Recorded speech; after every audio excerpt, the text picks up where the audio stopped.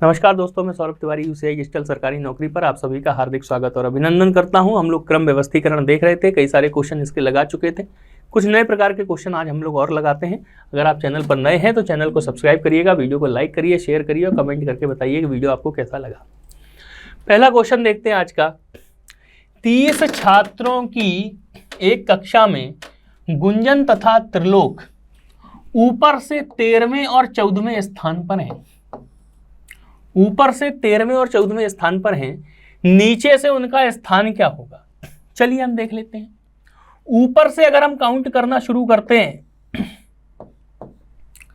तो गुंजन और त्रिलोक, गुंजन 13वें क्रमांक पे है, त्रिलोक 14वें क्रमांक पर है। कुल बच्चे कितने हैं? 30। अब हमने देख लिया कि गुंजन 13वें स्थान पे, तो जाहिर सी बात है कि ऊपर 12 बच्चे रहे होंगे, 12 छात्र रहे होंगे ऊपर, ठीक है ना। 12 छात्र ऊपर हो गए, एक छात्र गुंजन, एक छात्र त्रिलोक, ठीक। अब कितने हो गए? 12, 13 और 14, 14 बच्चे हो गए। अब 14 बच्चे जब हो गए तो नीचे कितने बच्चे बचे हैं?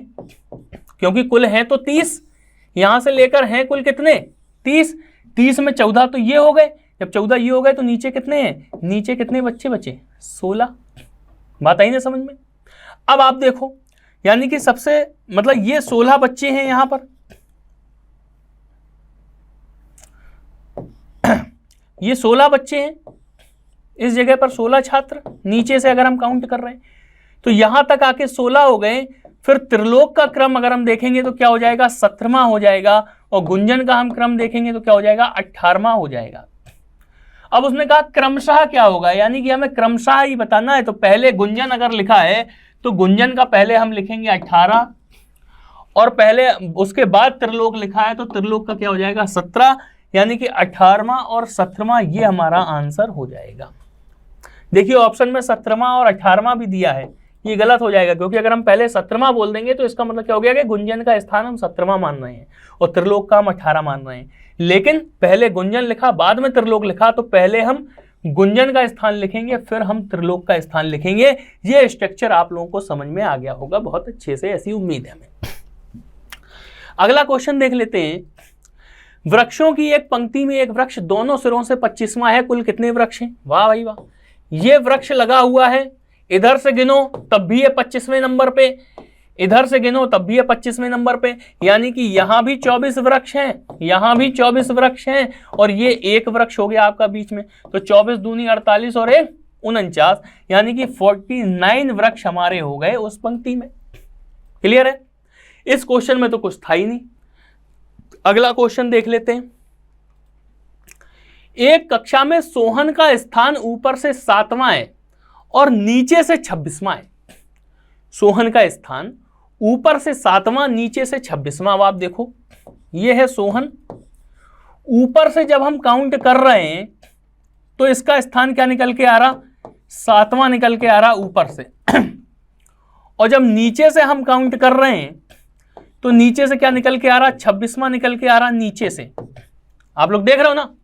जाहिर सी बात क्या हुई कि ऊपर से 7वां निकल के आ रहा है, यानी कि 6 बच्चे ऊपर, नीचे से 26वां निकल के आ रहा है, तो सोहन के पीछे कितने? 25 बच्चे, ठीक है ना। तो 25 बच्चे ये हो गए, 6 बच्चे ये हो गए, कितने हो गए? 31, और एक सोहन हो गया आपका, कितने हो गए? 32। तो हमारा आंसर क्या हो गया? 32 हमारा आंसर हो जाएगा, ठीक है ना। आप लोग देख रहे हैं कितनी आसानी से, कितने सहजता से, कितनी सरलता से सारे क्वेश्चन लग रहे हैं। इस स्ट्रक्चर को समझते चलिए, बनाते चलिए और आंसर अपना निकालते चलिए।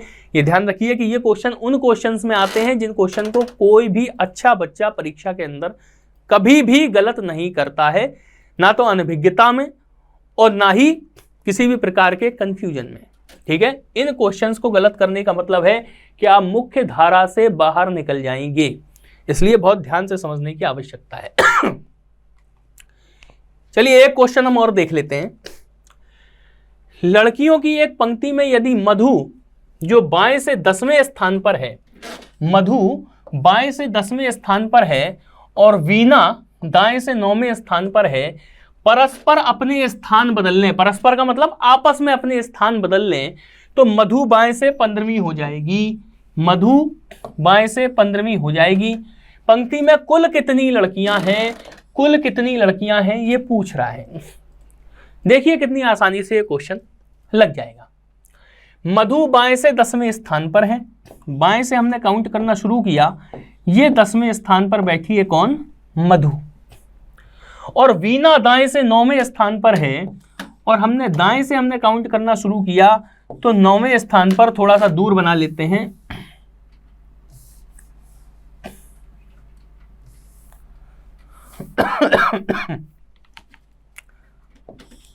मधु बाएं से 10वें स्थान पर है, और वीना अगर दाएं से अगर हम काउंट करें तो 9वें स्थान पर है। आप लोग ये स्पष्ट देख सकते हैं कि मधु बाएं से 10वें स्थान पर है, और वीना दाएं से हम काउंट कर रहे हैं, राइट साइड से अगर हम काउंट कर रहे हैं तो हमें 9वें स्थान पर दिखाई दे रही है। अब इन दोनों ने क्या किया, आपस में स्थान परिवर्तन कर लिया, स्थान बदल लिया। वीना इधर चली आई और मधु इधर चली गई, तो कह रहा तो मधु बाएं से 15वीं हो जाएगी। जब मधु इधर आ जाएगी और जब हम इधर से काउंट करना शुरू करेंगे तो मधु कितनी हो जाएगी, 15वीं हो जाएगी। यहां से बात आई है समझ में, यहां से हम काउंट करेंगे 15वीं हो जाएगी। ये दो चीजें बनी आपके सामने। अब आप देखो, मधु जब यहां थी तो पीछे 9 लोग रहे होंगे, और वीना 9वें नंबर पे थी तो पीछे 8 लोग रहे होंगे। ये बात तो समझ में आ गई। मधु का स्थान आगे हो गया, मधु यहां 15वें पे पहुंच गई, तो इसे अगर हम कंसीडर करें तो यहां कितने लोग बचे, अब 14 लोग मधु के पीछे हैं, और मधु चूंकि वीना की जगह पे आ गई तो वीना के आगे कितने लोग थे, 8 लोग थे, 8 लोग थे, और एक मधु खुद। बात आई ना समझ में, यानी कि 14 और 8 22 और 1 23, यानी कि पंक्ति में कुल कितने लोग हैं, 23 लोग हैं। इसके ऑप्शन में कुछ गड़बड़ी है, लिखने में थोड़ी सी गड़बड़ी हो गई होगी, ये 33 की जगह यहाँ 23 होना चाहिए था, ठीक है ना। ये आंसर हमारा 23 हमारा आंसर हो जाएगा, ऑप्शन पे ना जाइए, ये आंसर हमारा हो जाएगा। आप लोगों ने देखा, क्लियर है ना। तो ये बात आप लोग समझ में आ गई कि वीना यहाँ पे 9वीं थी तो 8 लोग तो यहाँ थे ही थे। अब मधु यहां से वीना की जगह पहुंची, और यहां से जब हम काउंट कर रहे हैं, बाईं ओर से जब हम काउंट कर रहे हैं तो ये 15 है, और दाईं ओर से अगर हम काउंट करेंगे तो पीछे 8 लोग बचेंगे। तो मधु को मिलाते हुए ये 15 लोग हो गए, मधु के अलावा यहाँ पे 8 लोग हैं, तो 15 और 8 23, यानी कि कुल कितने लोग हो गए, 23 लोग हो गए इसके अंदर। क्लियर। तो ये सबसे आसान तरीका था, इस प्रकार के क्वेश्चन का स्थान बदलने वाले क्वेश्चन पूछे जाते हैं, तो ये सबसे आसान तरीका था। तो ये तरीका आपको समझ में आ गया होगा। एक चीज और देख लीजिए जो आगे आने वाले क्वेश्चंस में आपको बहुत काम आएंगे। कह रहा है कि मधु बाएं से 10वें स्थान पर है, मधु हो गई 10वें स्थान पर बाएं से, और वीना दाएं से 9वें स्थान पर है, 9वें स्थान पर हो गई वीना, ये हो गई दाएं से। बात क्लियर।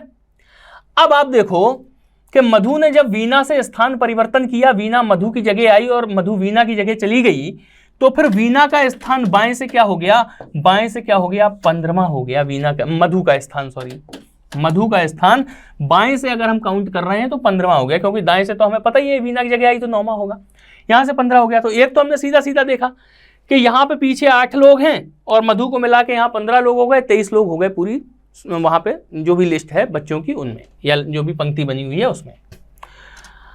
अब एक चीज आप और समझ लो कि मधु का पहले स्थान था 10वां और मधु का नया स्थान हो गया 15, तो मधु के नए स्थान या और पुराने स्थान के बीच में कितने छात्र छात्राएं हैं, इनके बीच में ये निकालना भी आप पता कर लीजिए, क्योंकि आगे आने वाले क्वेश्चन में हो सकता है इनकी आवश्यकता आपको पड़े।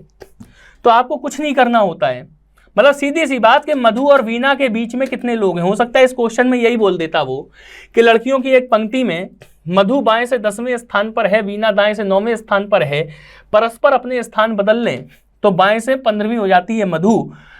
मधु और वीना के बीच में कितने छात्र हैं, मधु और वीना को काउंट ना करें अगर हम, तो मधु और वीना के बीच में कितने छात्र हैं, उसके लिए हम क्या करेंगे कि एक ही व्यक्ति जिसके स्थान परिवर्तन के पहले का स्थान क्रमांक और स्थान परिवर्तन के बाद का स्थान क्रमांक दिया हो, हम क्या करेंगे उन दोनों स्थान क्रमांकों को आपस में घटा देंगे।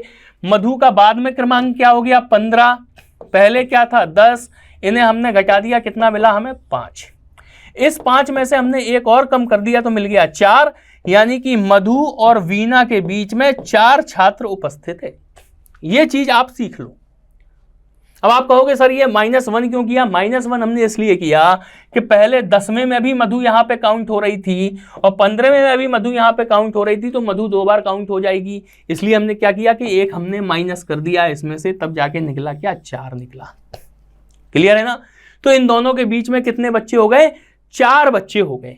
अब आप यहां से समझ लो, इसी वाले स्ट्रक्चर से आप निकाल लोगे हम कि मधु और वीना के बीच में कुल मिला के हैं तो 4 बच्चे। अब इनका स्थान आपस परिवर्तित हो रहा, बीच वाले तो वहीं बैठे हैं।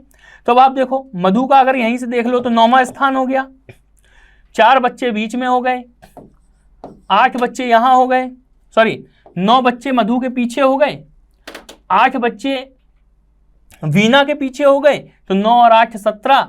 मधु और वीना को अगर आप मिला लो तो कितने हो जाएंगे? 19।